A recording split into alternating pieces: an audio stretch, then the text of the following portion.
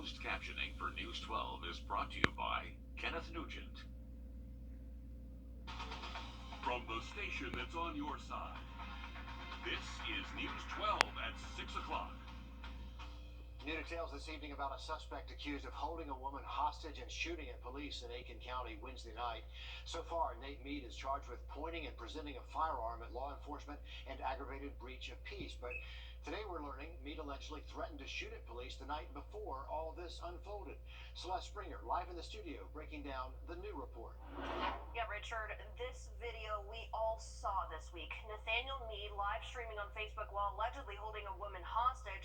But what we now know is something came before all of this. We have this incident report from just a day before, a report indicating there were massive warning signs about him before he took a woman hostage. He's pointing a gun at us. We got shots fired. Before chaos erupted on Jefferson Davis Highway, before Nathan Mead allegedly live streamed a hostage situation just a day before all of it, he was reported to police for a different but very similar matter. Could be in reference to being hit in the face with a male with a gun. April 19th, the police are called about Mead. His friend alleges Mead held him up with a gun, a 9mm with a pink stripe. It's likely the very same gun we see exactly a day later in this live stream. But we'll get to that later. For now, police head out to Mead's friend, and it seems they're familiar with Mead before they even get there. I believe there's a alert in our system about him having violence. When they arrive, his friend tells police Mead was high on meth and allegedly threatened to get in a shootout with officers if they approached him. Fateful words, as the very next day, police say he did just that. So why wasn't Mead arrested before all of this came to fruition? According to the report from the 19th, Mead left before police arrived. They called him. He was uncooperative. Police did file paperwork to get a warrant out for Mead, but just a day later. Numerous shots fired. Shots fired. We got shots fired. Deputies say he held that 9mm in his hands again, this time pulling the trigger. And although Mead allegedly fired shots at deputies during that hostage situation, none of those bullets ended up hitting police or the victim. As for Mead, when we checked in this afternoon, he was still listed as booked in the Richmond County Jail. We're told he's going to be extradited to South Carolina sometime soon. Celeste, thank you for the update. New developments this evening in the kidnapping investigation of a 4-month-old baby in Waynesboro. Police there have dropped kidnapping charges against the baby's father. Originally, they said they were told Travis Griffin jumped out of a window with his 4-month-old baby and left the home. That's when police put out the Amber Alert. Once they found the father, police talked with him and found, quote, a completely different account of events. Police say it was the opposite of what the child's mother told them. Waynesboro police have now dropped the kidnapping charge against the father. They're keeping the simple battery family violence charge. Now the child's mother, Tamia Cooper, has been arrested and charged with making a false statement and simple battery. To weather now as we give you a live look outside of our That's in just about 10 minutes. Here's some good timing for the weekend. The South Boat Ramp in Lockett Dam Park is going to be reopened today after almost 2 weeks of being shut down. The fire department says high water levels pushed about an inch of mud in some spots, roughly 25 feet inland. Firefighters had to use their hoses to clear a path to the water. The North Boat Ramp still shut down. Officials say they don't know when that might be able to reopen. From retail to education, just about every industry is struggling right now with staff shortages. But when it comes to an emergency, we depend on critical workers to keep us alive. That's why our local ambulance service is turning to more creative ways to get applicants in the door. Kennedy Harris, live at Gold Cross headquarters off Wheeler Road in Kennedy. You spoke with Gold Cross today about how they're working to get more people hired and more people trained, right? Right, Richard. Gold Cross says they're in a critical need to get people to do this critical job. So they're waiving a big fee just to give people the opportunity to get in the door. We're doing everything that we can to put more EMTs on the street. The desks are empty now, but soon 24 students will fill these seats. I think our challenge is the same challenge that we see nationwide. According to the survey of EMS organizations, the American Ambulance Association found in 2020, nearly a third of the workforce left their ambulance company. 11% left in the first 3 months. Back in October, the association described the issue as crippling and a threat to 911 service. It's impacted us greatly. People are walking away from the medical field. So we've had to come up with solutions. Solutions to fill the seats in this classroom. In order to be an EMT, you have to take the class, pass the class, and then pass the state test. Gold Cross is offering the EMT class for free. It typically costs more than $1,000. They'll also cover the cost of state-required certification tests. The first class starts Monday. We are considering starting another class that will, I guess, start in maybe in the middle of this one so that we can bring in as many people as we possibly can. They say more EMTs will mean better and faster service. And I believe that this is the type of career where you can actually change someone's life, you can save someone's life. So if this is something you're interested in, they're also offering potential sign-on bonuses. You can head to goldcrossems.com and put yourself on the wait list for the next class. Inexpensive tests for free, Kennedy, and life-saving as well. Thank you for the live update there. For some local businesses, it's not just staff shortages, though. Now, rising inflation is their biggest obstacle. The U.S. Bureau of Labor Statistics says last month the price of imported goods went up by almost 3%, the highest monthly increase in more than 10 years. As Wrdw reports, it's leaving some owners with very few options. David Ray is the owner of Cyber City Circuits. Come on, tapes like this. Like many other small businesses in Augusta, he opened right before the pandemic hit.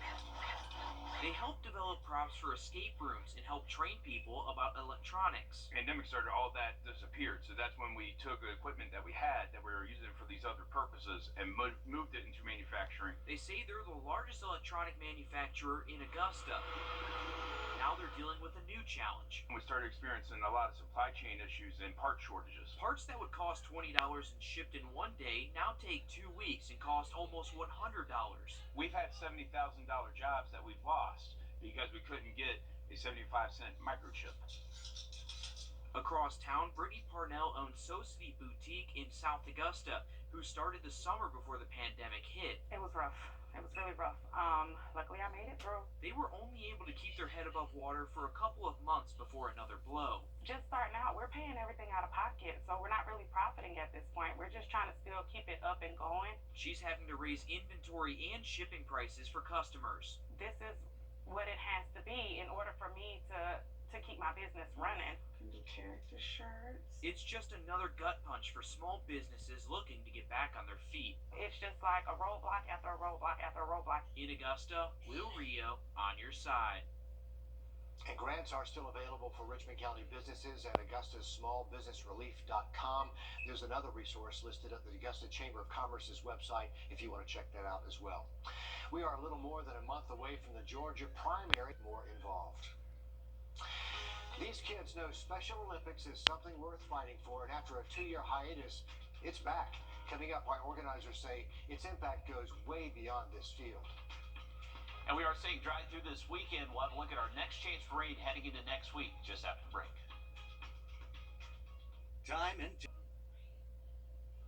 A live look here from Columbia County. Food Truck Friday just getting underway the last hour. This is happening at the Columbia County Amphitheater right behind the library there. Vendors are set up, serving up some really good food. You see some tents there as well. The music starts in about 45 minutes. That little amphitheater right behind the library. A perfect spot and a beautiful evening out there, Riley. It's warming up, but the humidity is not that bad yet. That's the best part about it, Richard, is that luckily those humid days are not here just. Temperature is a little bit cooler, but no rain forecast. Riley, thanks a lot. 500 athletes from more than 30 schools gave it their all today at the Special Olympics in Aiken County. These kids packing Midland Valley High this morning, competing in all kinds of games. Alyssa Lyons was there and tells us it's more than just a game for these kids. After a 2-year hiatus, the competition was back on for the Special Olympics Spring Games. More than 30 schools and 500 athletes. I feel happy to be back on the field this year. But an impact that goes way beyond the field. I've been here to watch a lot of kids grow up, and I've been growing up alongside them. It's something that you don't get to see very often, and when people put on events such as this, it really just you foster a new appreciation for just being around people that are different. The Special Olympic Games had everything. Baseball, basketball, soccer, football. The athletes show off skills, surprising even their paired buddy. A lot of these kids have a lot of talents that some people don't see. Like, Tyler, he's good at like all these games. Like he can go bowl, he can play hockey, he loves to play basketball, and he can play soccer. He enjoys it all, and it makes me happy to see everybody with a smile on their face. In Aiken County, Melissa Lyons on your side. We love Special Olympics. Aiken County getting it done today. Congratulations to all of you who competed. To sports now, the Hawks desperately need a win tonight at home, plus a farewell game for a local legend. It's all coming up in sports. Next with Nick. The Live by Camera Network. Have you seen the teal? Conservatives don't stand up and fight against Joe Biden now. Have you seen the teal ribbons lining Georgia Avenue in North Augusta? Just one of the symbols across the river regions showing support for Sexual Assault Awareness Month. The VA also shedding light on military sexual trauma. According to their research, 1 in 4 women in their care have experienced that, but almost half of all veterans in the VA care who experienced MST are men.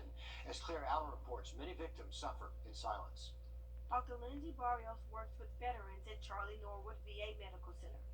Her mission, help veterans who have endured sexual assault combat their trauma. Now working through that trauma has a theme. Mask off, healing after hiding. In one of Dr. Barrios' programs, people come and decorate masks that represent hiding behind the trauma of sexual assault. Being able to take off that mask and allow that healing can really be a source of empowerment, a source of hope, message of healing that we're trying to promote.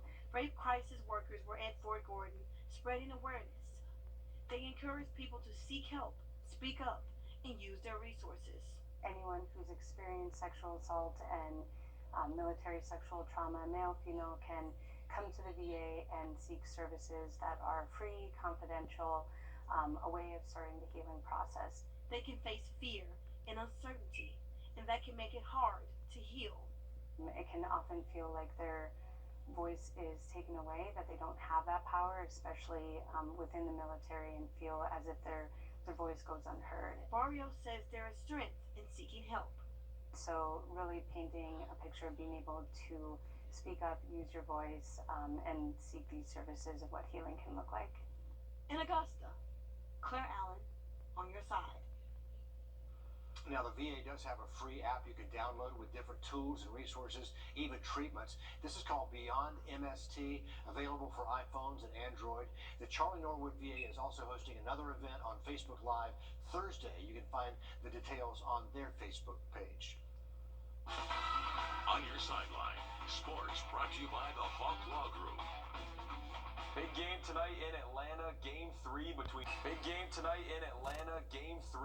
the Hawks and the Heat in their first-round playoff matchup. As close to a must-win game as you can get for the Hawks. With a win, they come 1 game away from evening this series. With a loss, they come 1 game away from getting swept. Atlanta is 20-3 at home since mid-January and has been one of the best home teams in the league this season. They could really use some of that mojo tonight, especially Trae Young. Young has not looked like himself in the first 2 games this series, having a really tough time with this strong Miami defense. He's shooting just less than 11% from 3 in the series after nearly 40% in the regular season. Tip-off for this game is set for 7 o'clock, and we will have the highlights tonight on News 12 at 11. Happening right now over at Westside, head baseball coach Gerald Barnes is coaching his final regular season home game. Barnes has been head coach of the Patriots for more than 40 years, racking up 949 wins in his career. That is second all-time in the state of Georgia. After the game, the school plans to honor Barnes, and we'll have some of that celebration coming up on News 12 at 11 as well. Let's check in on the Zurich Classic leaderboard here